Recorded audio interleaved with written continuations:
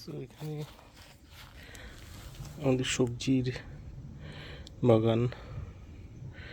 তো দেখছেন এখানে লাল শাক, কিছু স্পিনাচ এগুলো হয়েছে। আর এইদিকে ধনে পাতা আরও কিছু কিছু আসছে। আর এইদিকে লাল শাক দেওয়া হয়েছে, লাল শাক, ধনে, ডাঁটা শাক। আর এটা হচ্ছে আমাদের টমেটো আর কিছু সিম এই সাইডে। কাঠিগুলি দেওয়া হয়েছে বিড়াল থেকে প্রোটেক্ট করার জন্য। আর এটা হচ্ছে আল্ট্রাসনিক ক্যাট ডিটারেন্ট, এই দুটো জিনিস।